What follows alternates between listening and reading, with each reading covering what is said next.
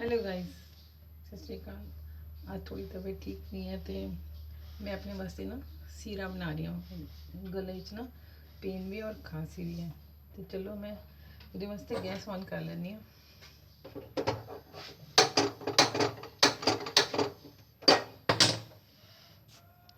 तो गाइस सीरे वास्ते ਅਸੀਂ गैस जगा लेना और पानी रख देना। तो मैं कुछ ले लेते हैं बादाम कैशू और ये असी पावांगे बेसन ते नाल पेगी चीनी। तो चलो असी शुरू करते हैं। तो असी पैन रख लिता है, तो ये एक गिलास पानी पा देंगे। तो पानी के असी छोटी कटोरी एक गिलास पानी है, छोटी कटोरी चीनी जो मैं ऐड कर देंगे। तो मैं चाशनी बना लूँगी। चाशनी असी बिल्कुल सिर्फ चीनी मेल्ट होने तक बनानी है, बहुत गाढ़ी नहीं बनानी, बस चीनी मेल्ट हो जाए।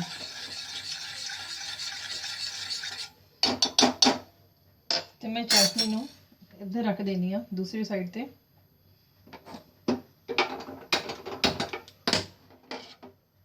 तो इत्थे मैं हूँ पैन रख दाँगी।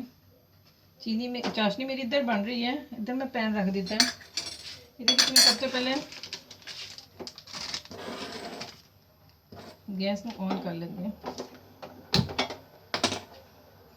इसे सबसे पहले इसी ऐड करांगे, ऐसी देसी घी बनाना है। तो मैं ये हाफ टी स्पून दी देसी घी ले लाँगी, क्योंकि देसी घी नाल ना त्रोट आएगी गले विच। ये डालडे च नहीं बनाना, रिफाइंड च नहीं बनाना, सिर्फ देसी घी च बनाना है सीरा। जिन्हों सीरा इनू पीने नाल साडा गला भी ठीक होएगा और खांसी जुकाम। जब असीं कदी छोटे होंदे सी ना तो सानू मम्मी सीरा बना के दे देंदे सी ते गला ठीक हो जाता सी।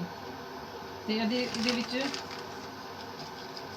मैं कड़छी इतना बेसन ले लेना और इनू असीं भुन लेना। बिल्कुल सिम गैस ते भुनांगे असीं।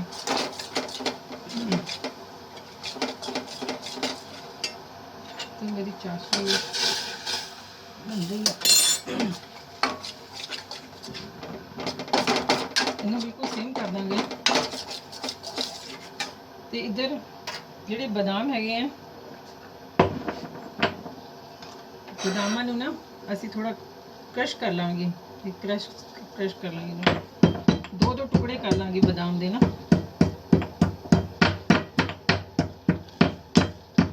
बस ज़्यादा नहीं कुटने, दो गैस सेम होगा। गैस ना थोड़ी प्रॉब्लम कर देगा।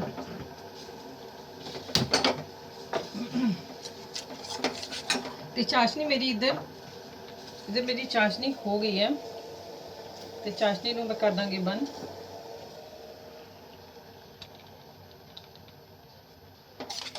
तो मेरा बेसन भुन चुके हैं,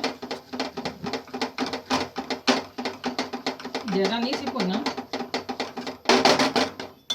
तो ये मैं हम बादाम ऐड कर देंगे, जोड़े बादाम कुट्टे सी वो। और ये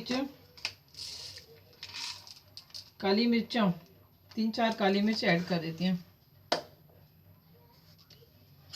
इसनों असी मिला लांगे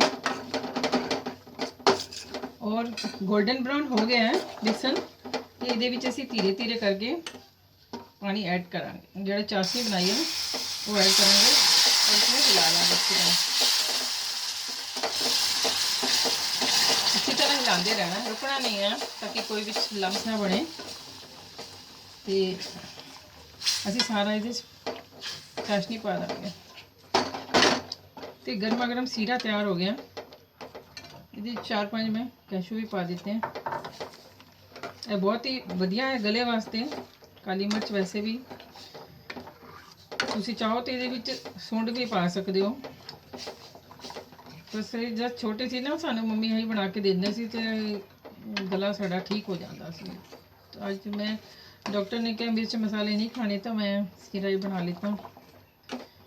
फिर मैं खाया नहीं सी कुछ, तो मैं कहा चलो हम।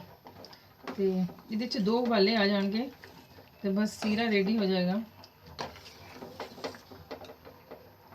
जब भी कभी गला खराब होए ना तो यह बना के पी लेना।